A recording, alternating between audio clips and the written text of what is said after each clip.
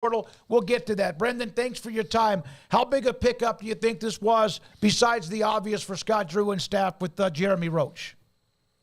Yeah, I think it's gigantic. I mean, you're talking about a player who shot 42% from three-point land last year. It's going to fit perfectly in Scott Drew's offense, especially the fact that Baylor's losing 4 starters from last year.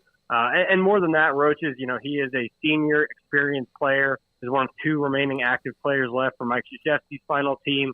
Led Duke to a Final Four, led Duke to an Elite Eight again this season under John Shire. So it's a gigantic pickup. I think he fits perfectly everything Scott Drew and Baylor want to do.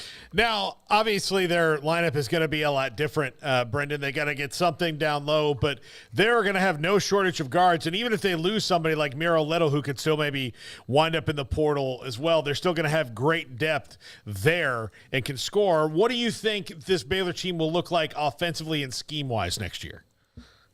Yeah, scheme-wise, I'm expecting it to be relatively similar. I mean, this is now 4 years running ever since Baylor won the national championship for the first time in program history back in 21 that the Bears have finished top 10 in Ken Palm's adjusted offensive efficiency ranking. So obviously this season with the three-point shooting, having so many interchangeable perimeter pieces, again, we'll see who else the Bears can add in the portal. There's some rumors, I'm based here in Durham, North Carolina. Mm-hmm. North Carolina's been going after Jonas Adu from Tennessee. There's a lot of chatter that he's another Baylor target as well. So we'll see who else Baylor adds. But with the guards that they have coming back, bringing in a guy like Jeremy Roach, I would expect it to look very similar to the successful offense you saw this season. If Baylor gets the young man from Tennessee, how much of a 1-2 punch would that be, even possibly others they're looking for too?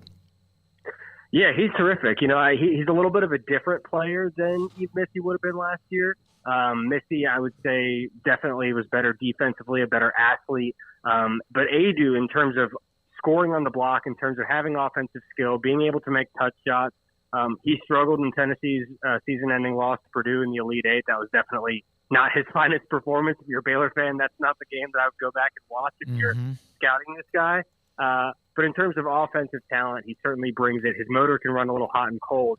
But again, that's why you're bringing in somebody like a Jeremy Roach, who, in addition to what he brings on the court, off the court is going to bring that experience. He's going to bring that veteran expectation.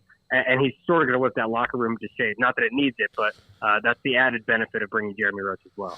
Brendan, given what's going on in the Big 12 and the transfer portal, how important was it for Baylor to make a move like this to keep pace with particularly Kansas, Houston, and Arizona, Arizona hasn't really made their big move yet either? Yeah, Arizona hasn't made their big move yet, but obviously, Kansas has got to be one of the early front runners, in terms of portal winners so far this offseason, just the pieces they've added. And again, not done anytime soon. Kansas is going to keep adding, getting Uzan down at Houston. He is going to be a tailor-made fit, I think, for what Kelvin Sampson wants to do. So, yeah, this is the sort of move. And listen, I don't know how much of the Kentucky situation maybe sidetracked Baylor's, planning build or what Scott Drew's trying to do down there. But to finally come in to get a top transfer like this, I mean, Jeremy Roach was one of the most sought-after guards in the portal, and for good reason. I don't know that he will hit quite to the same extent that he did from three this year. It was a career best mark, almost 43%. But it's, again, you're talking about a guy who high efficiency, doesn't make mistakes. It is a perfect, malleable piece. That's the best part. Whoever else Scott Drew decides to add around Jeremy Roach, it's a pretty seamless fit.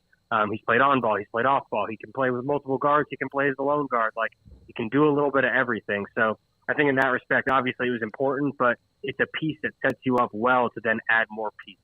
Brendan, thank you very much for being a part of the show today on the Jeremy Roach decision to attend Baylor and what you do covering college basketball. Brendan Marks with us from theathletic.com on the heels of the interview with Jeremy Roach. We got a lot of college football to get to.